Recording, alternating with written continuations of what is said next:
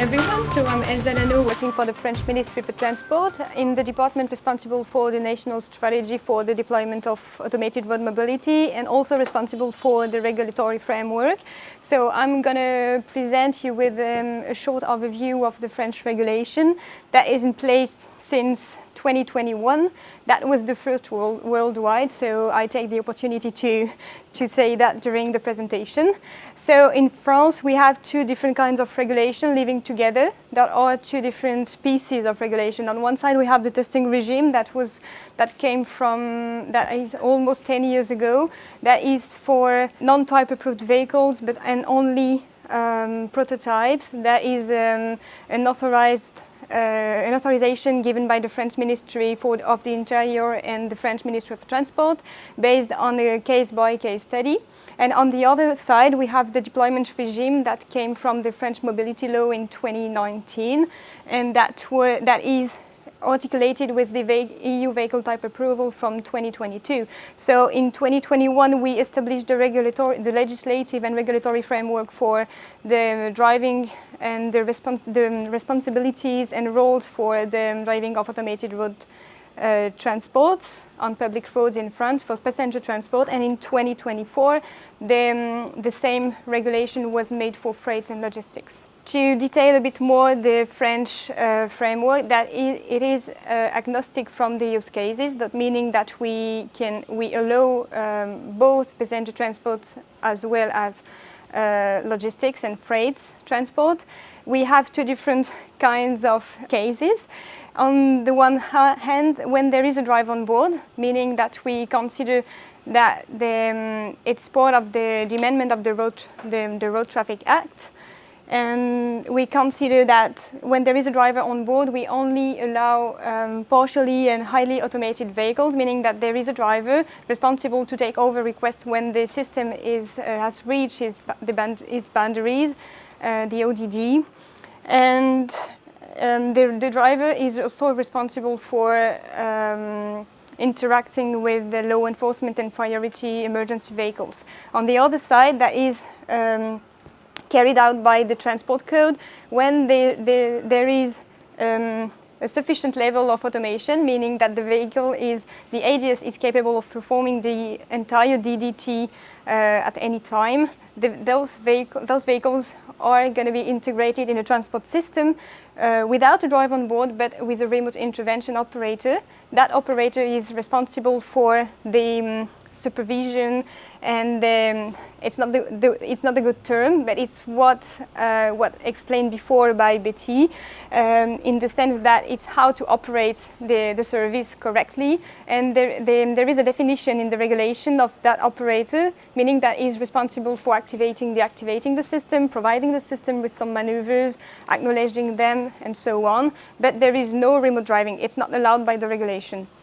That is the safety demonstration process. So the French regulation was done a bit ahead of time, at a time when we expected that it was technology driven, and we didn't want to put in the regulation too many precise requirements, but only high-level requirements in terms of safety.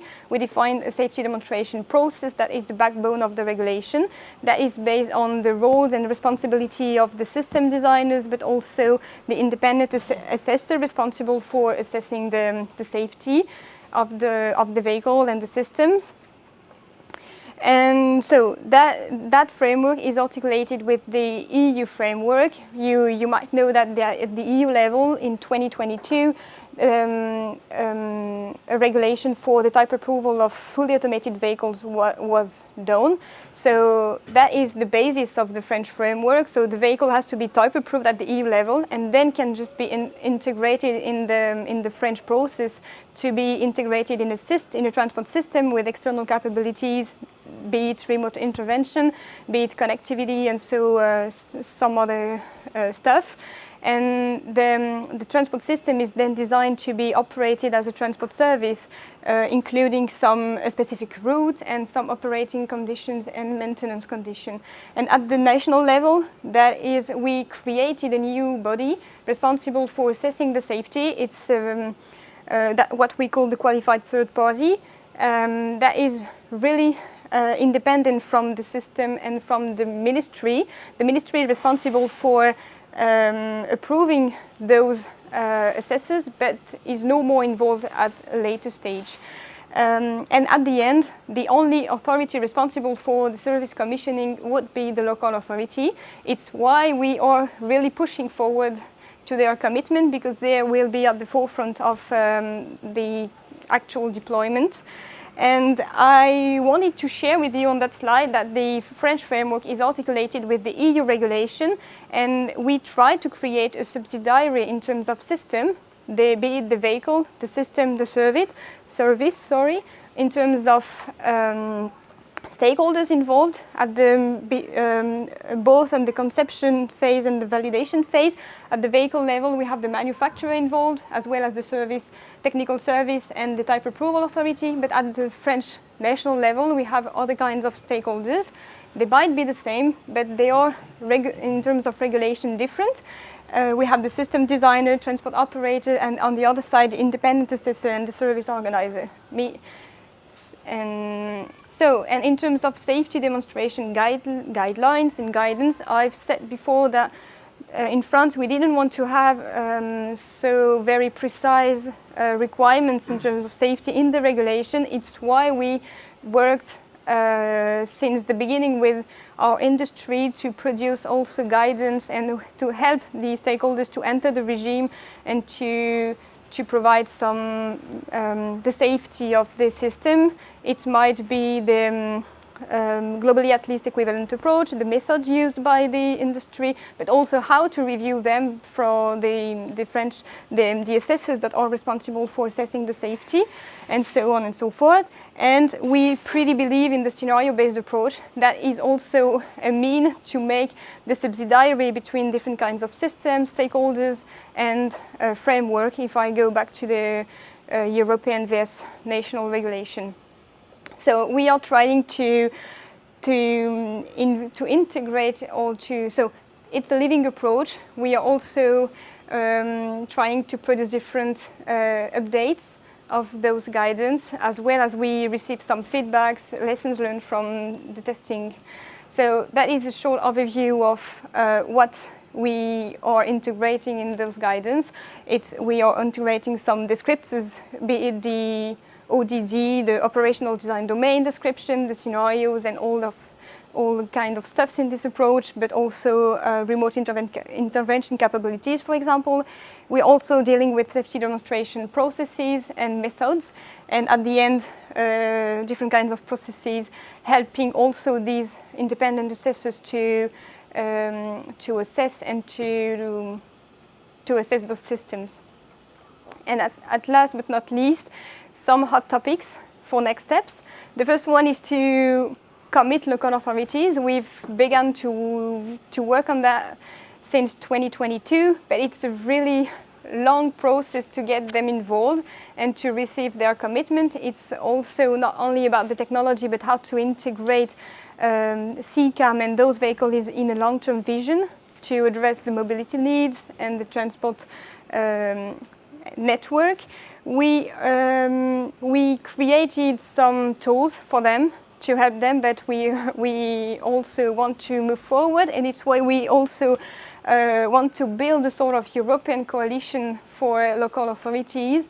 And we are organizing an event on June 27th in Paris. So everyone who is interested in that is of course welcome, and don't hesitate to come back to me afterwards if you want to have more insights and if you want more information. And so innovation and support is still needed. Technology is quite ready, but we need also to continue research innovation on that. So that's why it's a hot topic. Safety demonstration for sure is not yet done. We are talking about the articulation between type approval and validation. So we need to make that articulation a bit more easier. And finally, we've not talked about a lot about business model, but we tend to think that it's also a key issue when it comes to PTA's involvement and how to integrate this technology into the public transport networks and the policy solutions. And we've worked in late 2024 on a study with the French industry. It's published on our website in English, of course, and trying to get some first insights on what should be the benefits of an integration of those automated vehicles in a transport service. And even if the technology will cost a lot at the beginning, it may help to make some TCO reductions. And at last, accessibility is still an issue, and we're also working on that. Great. Thanks, thank you.